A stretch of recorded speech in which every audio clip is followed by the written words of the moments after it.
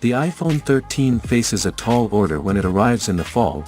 Besides the usual expectations that accompany any Apple product launch, the latest iPhone will be tasked with improving upon its predecessor. After all, if you rank the best phones available right now, you'll find a bunch of different iPhone 12 models on that list. How do you top something that's already regarded as one of the best in its field? As good as the iPhone 12 is, it suffers the same fate as anything else assembled by human hands. There are shortcomings here and there that future iterations can improve upon, and while it'll be a while before we get the official word on just how the iPhone 13 aims to do that, we've heard enough leaks and rumors about Apple's plans for its future phones to get a sense of the strategy taking shape behind the scenes.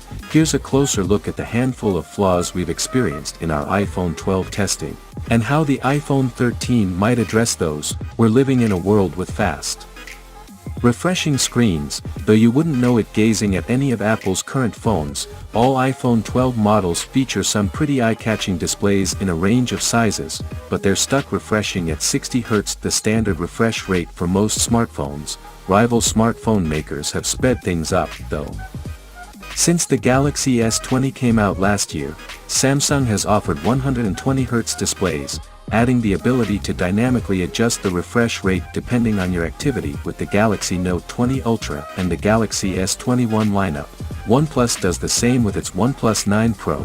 Even the Pixel 5 offers a faster refresh rate than the latest iPhones, refreshing its screen at 90 Hz. A faster refresh rate makes a world of difference for your smartphone experience, as scrolling becomes smoother and games become more immersive. Even better, phones that feature low-temperature polycrystalline oxide, or LTPO, technology such as the Galaxy S21 Ultra can automatically vary their refresh rates, without requiring you to dive into settings to make your own adjustments. How the iPhone 13 will fix that? All signs point to Apple adding LTPO technology of its own, at least for the iPhone 13 Pro models. Several rumors point to Samsung supplying Apple with LTPO panels and the necessary circuit boards, all but confirming the likelihood of fast refreshing displays that automatically adapt to your screen activity.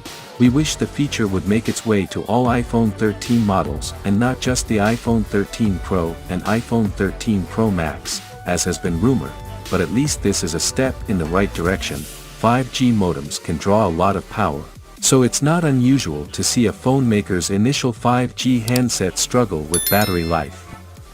That certainly seems to be the case with the iPhone 12, Apple's first 5G phones, which didn't compete for a spot on our best phone battery life list.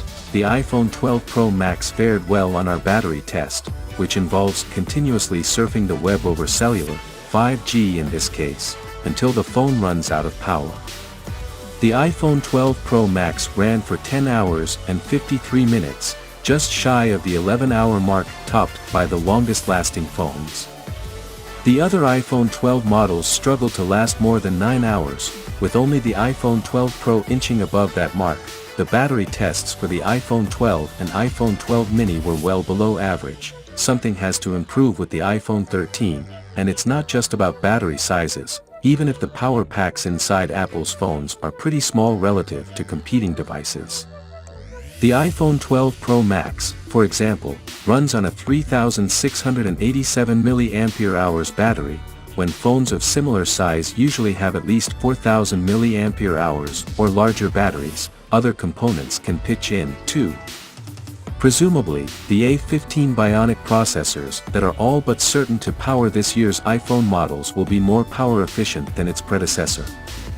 And reports claim that the iPhone 13 will feature Qualcomm's X60 modem, which is smaller than the current modem and should be less of a drain on the battery.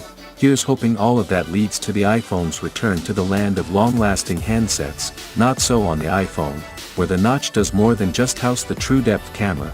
It's also the home for all the sensors Apple uses for its Face ID technology. That feature's not going anywhere, which means the notch is staying put, but that doesn't mean Apple can't adjust the size of the notch for the first time since introducing that design tweak 4 years ago. The trouble for Apple, though, is that none of its competitors are ceding any ground to the iPhone. Take the Galaxy S21 Ultra, which comes equipped with a 108MP main sensor and 2 telephoto lenses. Even the Galaxy S21 and Galaxy S21 Plus outperform the iPhones when it's time to zoom in for a shot. And Google has alluded to improvements coming to the Pixel 6 this fall, such American Samoa improved algorithms for photographing people of color. Apple can't afford to rest on its laurels with the iPhone 13, because if it doesn't keep up with other camera phones, there's a risk of competitors passing it by. It certainly sounds as if ongoing camera improvements are on Apple's to-do list for the upcoming phone. That iPhone 13 Pro Max dummy unit depicts bigger lenses, ideal if you want to let in more light to improve image capture. And reports claim that Apple will adopt a 6-element ultra-wide-angle lens for its Pro cameras, improving on the 5-element lens in the iPhone 12 Pro. The more elements, the better the image quality, potentially. On the telephoto lens front, Apple is reportedly looking to use a folded lens camera for the iPhone 13, that would improve the optical zoom on the Pro models. The iPhone 13 and iPhone 13 mini are likely to stick with just a main camera and an ultra-wide lens so that zoom shots will compare better to the ones produced by Samsung's Galaxy S flagships. As for the iPhone 13 and iPhone 13 mini, they could potentially adopt the LiDAR sensors. Apple incorporated on the iPhone 12 Pro models, that would mean improved portrait shots if that move comes to pass. Though not everyone is convinced LiDAR is headed to the less expensive iPhone models. The iPhone 12 supports 20W charging at decent speed, but not as fast as the 25W charging that the Galaxy S21 supports. And don't get us started on the 65W charging you can get from OnePlus' latest phones.